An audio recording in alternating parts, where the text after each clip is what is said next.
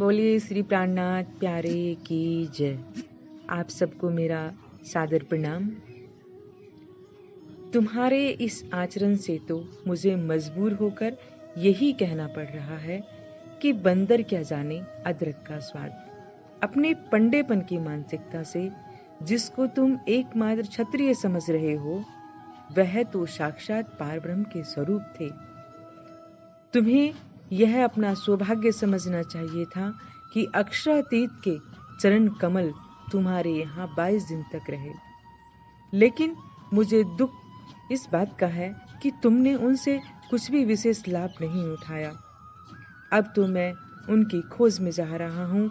संपूर्ण पृथ्वी पर जहाँ भी उनके चरण कमल होंगे, मैं उनके दर्शन करके स्वयं को धन्य धन्य मानूंगा। यह कहते ही वे वहां से चल पड़े।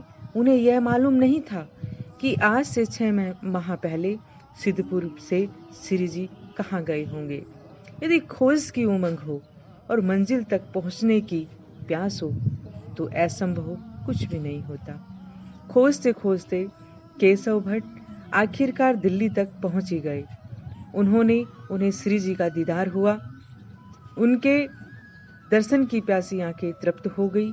श्री जी के चरणों में रहकर ब्रह्म ज्ञान ग्रहण करने के पश्चात केशव भट्ट पुनः सिद्धपुर आए और उन्होंने रेवादास सहित बहुत से सुंदर साथ को जागृत किया। केशव भट्ट के सत प्रयासों से सिद्धपुर ब्रह्म ज्ञान का केंद्र बन गया। सिद्धपुर से चलकर श्री जी मेड़ता पहुंचे। वहां से लाभन अति नामक एक तांत्रिक रहा करता था। उसने वहां की सारी जनता को इस प्रकार भयभीत कर रखा था कि उसे छोड़कर किसी भी महात्मा के पास दर्शन हेतु नहीं जाया जा सकता था। श्री जी ने देखा कि उनके पास न तो कोई डर के कारण आ रहा है, अतः श्री जी स्वयं लाभानंद यति के यहाँ गए। चर्चा सत्संग में कदम कदम पर तांत्रिक प्रास्त हुआ। मूलतः उन्हें आध्यात्म का कुछ ज्ञान था ही नहीं। उसने तो केवल तांत्रिक क्रियाओं से सबको भयभीत कर रखा था। उसने सोचा यदि नगर के लोगों को यह पता चल जाए कि मुझे श्री प्राणनाथ जी के प्रश्नों का उत्तर नहीं आता, तब तो मेरी सारी इज्जत डूब जाएगी और मेरा दबदबा समाप्त हो जाएगा। उसकी रक्षा करने का उसे केवल एक ही उपाय सूझा। उसने अपनी तांत्रिक क्रिया से वशीभूत किए हुए आसुरी प्रवृत्ति वाले सूक्ष्म शरीरधारी भूत प्रेतों को आदेश दिया कि श्री जी सहित सभी सुंदर सातों को पत्थरों की वर्षा करके मार डालो। उन राक्षसी प्रवृत्ति के जीवों ने अपनी सारी शक्ति लगा दी, लेकिन उनमें से एक कांकड़ी भी नहीं उठी। जबकि यही राक्षस पहले बड़ी बड़ी चट्टानों को उठा लिया करते थे।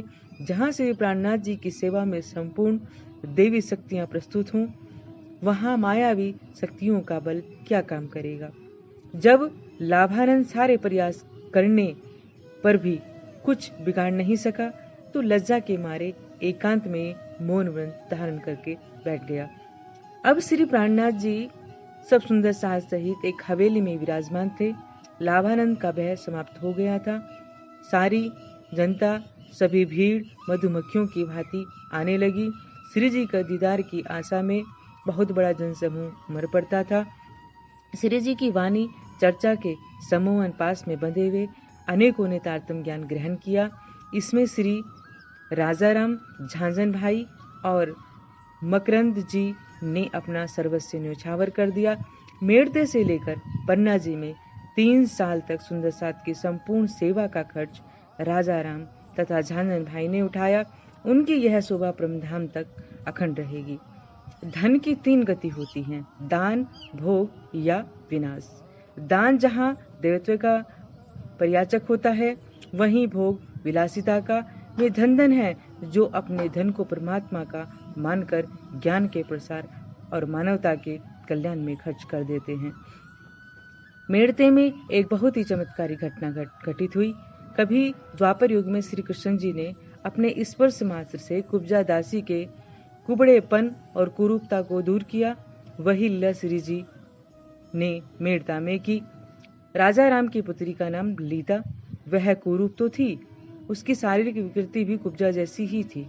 एक दिन प्राणनाथ जी स्नान कर रहे थे, अचानक ललिता भी वहां आ गई। श्री जी ने जल का एक लोटा भर के ललिता के ऊपर उड़ेल दिया। यह क्या, क्षण भर में ललिता का एकदम सुंदर रूप आ गया। सच्चिदानंद पारब्रह्म की कृपा से भला क्या असंभव है। बस फिर क्या था, माया के अंधकार में भटकी हुई ललिता ने अपने प्राण वल्लभ अक्षातीत को घर में बैठे ही पा लिया। वह तो धनी के प्रेम में बेसुध हो गई। उसने घर का बंधन हमेशा के लिए तोड़ दिया और पन्ना जी तक सेवा करते करते अपनी दैहिक लीला समाप्त कर दी। एक दिन सायंकाल के समय ही श्री जी ने सुंदर साथ के साथ चहलकदमी कर रहे थे। अचानक मुल्ला ने मस्जिद की मीनार पर चढ़कर बाग दी, ला इलाहा इल्लल्लाह मोहम्मद रसूल अल्लाह। यह सुनकर श्री जी चौंक पड़े। यह मुल्ला क्या कह रहा है? इसके कहने का आशय यह है कि जिसे हम चार अक्षर अक्षातीत कहते हैं, उसे ही कलमे के अंदर ला इलाहा इल्लाह कहा गया है। दोनों में अद्भुत समानता दृष्टिगोचर हो रही है। श्री मिहिरराज जी के तन में अक्षर ब्रह्म की सूरता के आने से उनकी आत्मा में पार ब्रह्म की पांचों शक्तियां जोश, शामाजी, अक्षर ब्रह्म, आवेश शक्ति तथा जागृत बुद्धि विराजमान हो गई, जिससे उनकी महामति शोभा हुई। महामति का तात्पर्य महान बुद्धि के स्वामी। श्री जी ने कहा, लालदास वेद बख्श के ग्रंथों में जो कुछ कहा गया है, कते परंपरा में वही बात दूसरे शब्दों में कही गई है। संसार में जो खूनी संघर्ष चल रहा है, उसका मूल कारण है भाषा, वेशभूषा और कर्मकांड के इसमें भिन्नता। उस मूल सत्य को समझने के कारण ही संसार में खून की होलियां खेली जाती रही हैं। धर्म की ओट में मानवता को कलंकित किया जा रहा है। महमूद गजनवी, महमूद गोरी, तैमूर लंग, सिकंदर लोदी आदि सभी ने अपनी धर्मांधा के कारण मंदिरों को तोड़ा और लाखों बेगुनाह के रक्त से धरती को लाल किया। मात्र मेरठ में ही तंबूलंग ने 1 लाख हिंदुओं को मौत के घाट उतार दिया था, जिसमें बच्चों, बूढ़ों और स्त्रियों तक को नहीं छोड़ा गया था। यह बर्बर कार्य उसने अपने खुदा को खुश करने के नाम पर किया था। क्या इसे धर्म कहते हैं? वर्तमान समय में इस परंपरा को औरंगजेब आगे बढ़ा रहा है। वह संपूर्ण भारतवर्ष को इस्लामी शरीयत के अधीन करना चाहता है।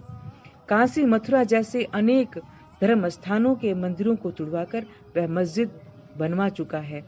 हिंदू जनमानस अपने धर्म रक्षा के लिए गुहार लगा रहा है। कट्टरवादी शिक्षा मिलने के कारण औरंगजेब इतना असहिष्णु हो चुका है। यदि औरंगजेब को इस्लाम धर्म के वास्तविक मंतव्य का ज्ञान हो जाए तो वह अत्याचार करना बंद कर देगा।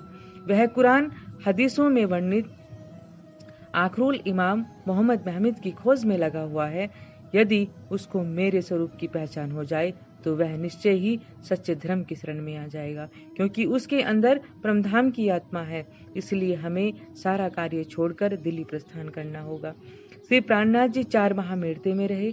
मेड़ता से दिल्ली प्रस्थान करने से पूर्व श्री जी ने गोवर्धन दास जी को अटक पार जसवंत सिंह राठौर के पास भेजा था, ताकि उन्हें जागृत किया जा सके।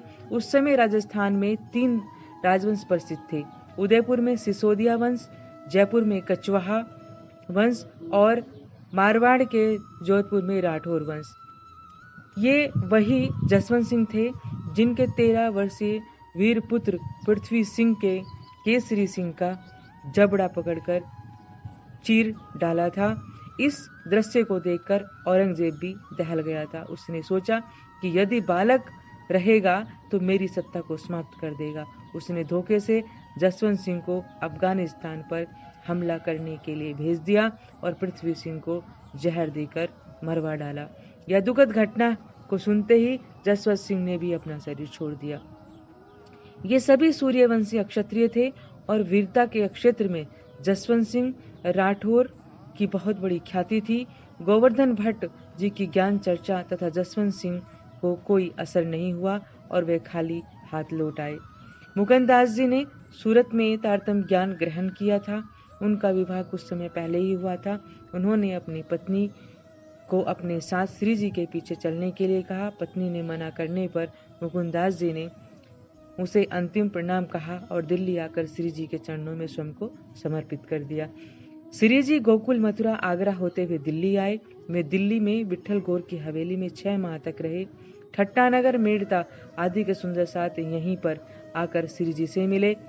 अटक से आने के पश्चात गोवर्धन जी लाल दरवाजे में गंगाराम की दुकान में ठहरे। वहां उन्होंने ज्ञान चर्चा सुनाकर गंगाराम और आशाजीत वकील को जागृत किया। उर्दू बाजार में घूमते समय उनकी भेंट गरीबदास जी से हुई। उन्हीं के माध्यम से गोवर्धन को पता चला कि श्री जी सैयद की हवेली में ठहरे हुए हैं। गोवर्धन ने आकर श्री जी के चरणों में प्रणाम किया और अटक पार का सारा विवरण कह सुनाया। उनके साथ गंगाराम जी भी आए। सैयद की हवेली से लाल दरवाजे आकर श्री जी और लालदास जी ने औरंगजेब के नाम एक पत्र लिखा, जिसमें कुरान के 22 प्रश्न किए गए थे। ये प्रश्न कियामत के निशान और आखिरुल इमाम मोहम्मद महदी के प्रगटन के संबंध में थे। इस पत्र को लिखने के पश्चात श्री जी के निर्देशन में सब सुंदर साथ की एक गोपनीय सभा हुई, जिसमें इस विषय पर विचार किया गया कि औरंगजेब बादशाह तक पहुंचने का क्या तरीका हो सकता है। आशाजीत वकील ने कहा कि हे श्री जी, यह पत्र हिंदुस्तानी भाषा और देवनागरी लिपि में लिखा गया है, जिसे बादशाह किसी भी कीमत पर नहीं पढ़ सकता है। इस्लामी शरीयत के इस राज्य में यदि बादशाह प्रातःकाल किसी भी हिंदू का मुख देख ले तो उसकी गर्दन कटवा दी जाती है, क्योंकि उसकी नजर में हिंदू नापाक होते हैं। वह अपने को मोमिन ब्रह्मसृष्टि तो मानता है, किंतु हिंदुओं को काफिर कहता है। इस पत्र से कोई भी लाभ नहीं होने वाला है। श्री प्राणनाथ जी ने लाल दरवाजे में एक अक्षत्रिय की हवेली में 2 माह तक ठहरे। इस हवेली में एकांत में वेदांत की चर्चा होती थी। उस चर्चा में एक सूफी फकीर भी आया करता था। श्री प्राणनाथ जी की चर्चा से दयाराम तथा चंचल दास जी की आत्मा जागृत हुई। शेख बदल और अनंत राम पहले से श्री जी के चरणों में आ चुके थे। दयाराम, गंगा भाई तथा चंचल दास जब भी आते श्री जी के चरणों में भेंट करने के लिए कोई ना कोई वस्तु जरूर लेकर आते। इस समय सूरत से लक्ष्मीदास जी सपरिवार दिल्ली आए। उनके मन में श्री जी की सेवा करने की भावना थी।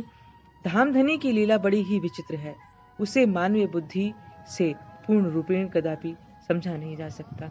लक्ष्मीदास जी के घर एक विचित्र लीला प्रारंभ हो गई। राजी आवेश स्वरूप से दर्शन देने लगे। श्री राज जी ने प्रत्यक्ष प्रकट होकर कहा कि आज के 8वें दिन अवश्य ही औरंगजेब की आत्मा जागृत हो जाएगी। लक्ष्मीदास जी ने श्री जी के पास आकर कहा कि हे श्री जी, प्रतिदिन मेरे घर में श्री राज जी दर्शन देते हैं। आज पूर्ण ब्रह्म श्री राज जी ने कहा है कि औरंगजेब की आत्मा तुम्हारे तन में जागृत होगी। यह कार्य आज से 8वें दिन होगा। श्री प्राणनाथ जी ने लक्ष्मीदास जी को बहुत ही आदर किया और सुंदर साथ से कहा कि अब लक्ष्मीदास जी का आसन मेरी बराबरी में लगाओ। धामधनी की कृपा तो किसी पर भी हो सकती है। जिस पर श्री जी राज जी की कृपा हो वह जागने कार्य में आगे आगे चले। मैं तो उनके पीछे पीछे चलने को तैयार हूँ। क्या कोई मेरी बराबरी में भी बैठे, या मैं सुंदर साथ के साथ चलने के लिए तैयार हूँ। यदि सदगुरु श्री देवचंद जी मेरे सर पर है और सुंदर साथ को मेरे पीछे पीछे चलना चाहिए, किंतु जागनी कार्य में किसी भी प्रकार का कोई व्यवधान नहीं होना चाहिए। लक्ष्मीदास जी ने कहा कि मैं आपके आगे आगे तो नहीं चल सकता, लेकिन आपकी बराबरी में बैठ सकता हूँ, क्योंकि मेरे तन में ही औरंगजेब की आत्मा को जागृत होना है। श्री जी के इशारे से लक्ष्मीदास जी का आसन श्री जी के बगल में लगा दिया गया। जब सुंदर साथ प्रतिदिन श्री जी को प्रणाम किया करते थे, श्याम भाई, भीम भाई भी श्री जी को प्रणाम करने के लिए आए। जब उन्होंने श्री जी प्राणनाथ जी की बराबरी में लक्ष्मीदास जी को बैठे हुए देखा तो मन ही मन मुस्काए, लेकिन कुछ बोले नहीं। श्री जी के प्रणाम करके चुपचाप लक्ष्मीदास जी की ओर मुख करते हुए बोले, धाम के धनी पूर्ण ब्रह्म सच्चिदानंद श्री लक्ष्मीदास जी को प्रणाम। यह कहने के बाद दोनों ने अपने चेहरे पर हल्की सी मुस्कान लिए हुए चले गए। सब सुंदर साथ यह दृश्य देख रहे थे, लेकिन कोई कुछ भी नहीं बोल पा रहा था। लक्ष्मीदास जी को ऐसा लगा जैसे भीम भाई और श्याम भाई व्यंग कर रहे हो। इसी तरह की घटना 3 दिन तक नियमित रूप से चलती रही। श्याम भाई और भीम भाई उनकी शैली में लक्ष्मीदास जी को प्रणाम करते रहे। अब तो लक्ष्मीदास जी शर्म के मारे पानी पानी हो गए और उन्होंने श्री जी की बराबरी में बैठना बंद कर दिया। उधर श्री राज जी प्रतिदिन की तरह लक्ष्मीदास जी के घर सबको दर्शन दे रहे। 8वें दिन जब लक्ष्मीदास जी ने प्रार्थना की कि धामधनी अब मेरे तन से औरंगजेब की आत्मा को जागृत कराइए, तो श्री राज जी अंतर्ध्यान हो गए। उस दिन जब श्री लक्ष्मीदास जी सुंदर साथ के बीच आए तो प्रत्येक सुंदर साथ यही प्रश्न कर रहा था, क्या औरंगजेब से आपकी भेंट हुई? क्या आपने उसे जगा लिया? लक्ष्मीदास उनसे कुछ नहीं बोले, बल्कि श्री जी के चरणों में बैठकर प्रणाम करके सारी घटना सुनाने लगे कि किस प्रकार श्री राज जी अंतर्ध्यान हो गए। श्री जी बोले तो कुछ नहीं, मुस्कुराते हुए चुपचाप सुनते रहे। जब सुंदर साथ को इस बात की जानकारी हुई तो सब खुलकर हंसने लगे। लक्ष्मीदास जी सिर झुकाए हुए सबकी हंसी सुनते रहे। धामधनी द्वारा यह हंसी की लीला इसलिए की गई कि सुंदर साथ ब्रह्मवाणी के कथनों में अटूट आस्था रखे। जब ब्रह्मवाणी में स्पष्ट रूप से कहा गया है कि सबकी आत्मा को जगाने की सुबह महामती जी को, वह तो लक्ष्मीदास जी से कैसे मिल सकती थी? वाणी की महत्ता को स्थापित करने के लिए श्री राज जी ने अपनी कही हुई बात को भी झूठा सिद्ध करवाया। यह हंसी की लीला में यह सिखापन है कि भविष्य में सुंदर साथ वाणी के कथन से विपरीत किसी के कथन को सत्य न माने। यह घटना के पश्चात शाहजहांपुर बुढ़िया आए। वहां मिर्गी से बीमारी फैली हुई थी। उस भयंकर बीमारी की गिरफ्त में नागजी भाई भी आ गए। उनके सामने प्रत्यक्ष मौत खड़ी थी, लेकिन प्राणनाथ जी की कृपा से उनका जीवन पूर्णतः सुरक्षित रहा। मृत्यु उनका कुछ नहीं बिगाड़ सकी। यहाँ तक कि श्री जी ने निर्मल दास जी को 4 सुंदर साथ के साथ खड़खड़ी राजा के पास भेजा। माया का जीव होने के कारण वह जागृत नहीं हो सका। लगभग 10-11 दिन वहां रहने के पश्चात सभी सुंदर साथ श्री जी के चरणों में आ गए। 22 प्रश्नों का जो पत्र हिंदुस्तानी भाषा में तैयार किया गया था, अब उसे फारसी भाषा में तैयार कराकर श्री जी प्राणनाथ जी ने भीम भाई और लालदास जी को आदेश दिया कि औरंगजेब तक यह पत्र पहुंचाओ। दोनों तैयार होकर बुढ़िया से दिल्ली तक आए, किंतु अक्षाते श्री राज जी ने महामती श्री राज जी के दिल में यह प्रेरणा की कि अभी सफलता नहीं मिलेगी, इसलिए उनको वापस बुलाया जाए। श्री जी ने कान्जी भाई जी को वापस बुलाने हेतु भेजा। कान्जी भाई दिल्ली आकर भीम भाई तथा लालदास जी से कहा कि श्री जी का आदेश है, अभी औरंगजेब को पैगाम नहीं देना है, क्योंकि अभी इस कार्य में सफलता नहीं मिलेगी। मुझे वहां आने दो, वहां आकर विचार करेंगे कि कैसे पैगाम देना है, तब आगे का कार्य किया जाएगा। भीम भाई तथा लालदास जी वापस बुढ़िया आ गए। वहां आकर श्री प्राणनाथ जी 1 माह तक रहे। उसके पश्चात हरिद्वार के लिए प्रस्थान किया। मृत्यु को जीतकर अमृत को पाने की इच्छा तो प्राय प्रत्येक मनुष्य की होती है। स्वाभाविक रूप से हर प्राणी मृत्यु से दूर रहना चाहता है। यह पौराणिक मान्यता है कि देवों और दानवों ने अमृत को पाने के लिए समुद्र का मंथन किया। फलस्वरूप 14 रत्न निकले, जिसको पाने के लिए देवों और दैत्यों में विवाद खड़ा हो गया। देवगण उस अमृत कलश को लेकर भागते रहे और दैत्य उनका पीछा करते रहे। हरिद्वार, प्रयाग, उज्जैन और नासिक में अमृत कलश से अमृत की कुछ बूंदें लुढ़क गई। अमृत पीकर अमृत को पाने वाले देवताओं की भांति आज का मानव भी यही सोचता है कि यदि मुझे भी उस अमृत का रसपान करने को मिल जाए तो मैं भी अमर हो जाऊंगा। इसी आकांक्षा को पूरी करने के लिए मैं हरिद्वार में गंगा में स्नान करता है और प्रयाग में त्रिवेणी के संगम पर, उज्जैन और नासिक में शिप्रा तथा गोदावरी में। प्रश्न यह है कि क्या अमृत की बूंदें इन स्थानों पर उपलब्ध हैं? लाखों वर्ष पहले समुद्र मंथन की घटना हुई थी। बहती हुई नदियों से अमृत के कण-कण क्या अभी तक सुरक्षित हैं? जब राम के बाणों से रावण की नाभि का अमृत सूख सकता है, तो इन स्थानों पर अभी तक अमृत कण भला कैसे सुरक्षित रह सकता है? क्या कुंभ पर्व पर इन स्थानों में नदियों में स्नान मात्र से ही अमृत को प्राप्ति हो सकती है? मोक्ष की कामना में एकत्रित होने वाले लाखों लोगों को उस अमृत का कितना अंश प्राप्त हो सकता है? अमृत पान करके अमर होने वाले देवता तो स्वर्ग में ही रहते हैं, जब महाप्रलय में स्वर्ग वैकुंठ सहित सभी लोगों का विनाश होता है तो उस अमृत की सार्थकता ही क्या रह जाती है। यजुर्वेद का कथन है कि विद्या से अमृत प्राप्त होता है। वस्तुतः अमृत पान की कथा अलंकारिक है। पराविद्या ब्रह्म विद्या के ग्रहण से सात्विक स्वभाव वाले देवताओं ने ब्रह्म तत्व को प्राप्त करके ब्रह्मानंद के रस को प्राप्त किया। यही अमृत और यही मोक्ष की युक्ति है। इसके विपरीत तमोगुनी दानव सुरापान में व्यस्त रहे, क्योंकि ब्रह्म विद्या को प्राप्त न होने के उनके ब्रह्म का साक्षात्कार नहीं हो सका। परिणाम स्वरूप वह जन्म मरण के चक्र में भटकते रहे।